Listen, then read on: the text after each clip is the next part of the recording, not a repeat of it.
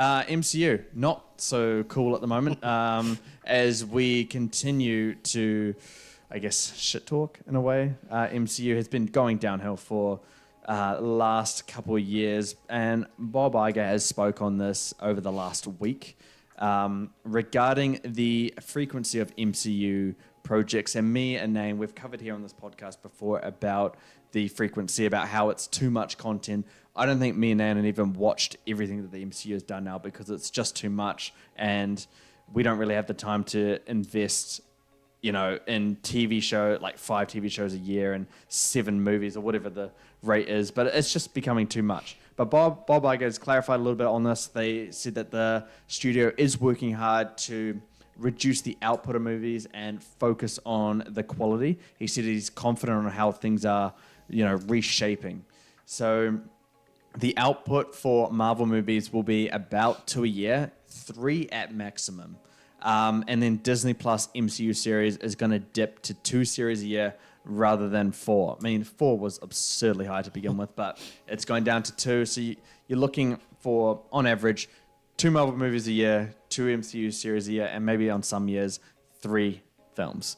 So, Nan, is this a good rate for you? Is it too much, too little, or just right? No, it's good. It's perfect. It's, MCU going back to their roots and back to basics.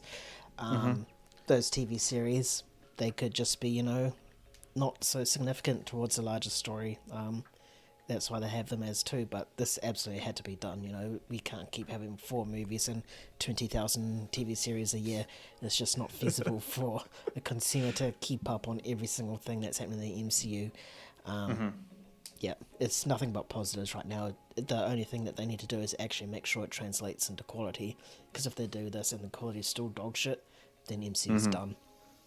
Yeah. I don't know if you saw Kevin Feige's comments regarding the quality. So, they're obviously very aware that people aren't reacting to the MCU in a positive light now. So it seems like they're working hard to change things and actually improve all the projects. And I think it starts with reducing the output, because we heard reports over the last couple of years that Kevin Feige is spread far too thin. And he's ultimately the glue that brings the MCU together. He's that one person that oversees every project. He's deeply involved. He looks at every script, and now he can't because he just has far too much to do, especially when there's 4 series. I think that's one of the bad things as well. I honestly think that we actually scrap MCU series, no TV shows, go back to the good old days, 2-3 movies a year, because those were good. If it's working and it's good and people are loving it, then you don't need to change anything. The MCU series is when it's bad. But if we are going to do series, I think for series to work, it needs to be based on characters that have already been in movies, have already been established in the movies, in a prominent kind of appearance, not just a cameo at the end and being like, oh, new MCU series is coming out, but a prominent place in the MCU, at least in the movies.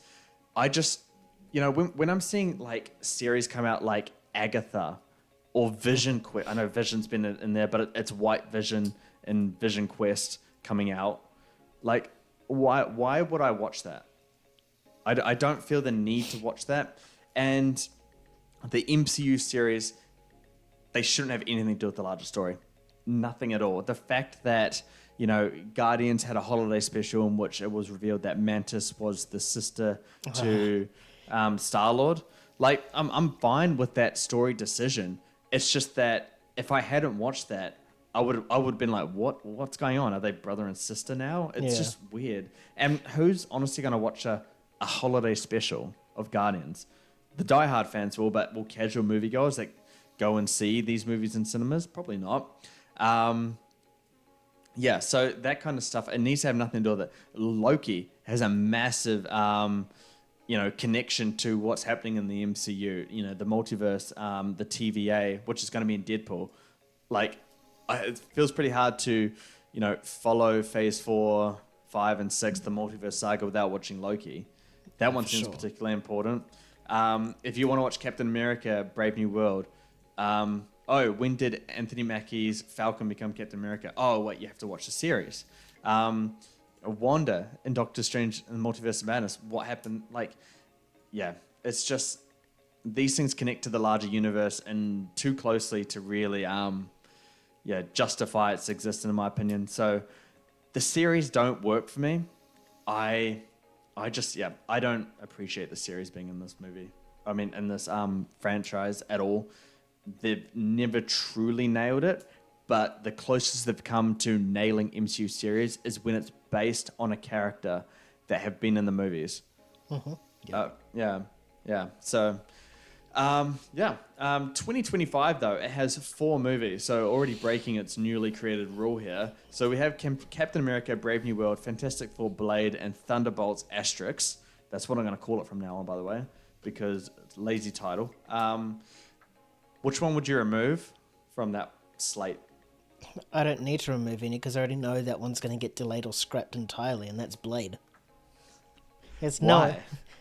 There's set issues, and Mahershala Ali is not even the main fucking character in his own goddamn movie. That's so stupid. Just scrap it right now.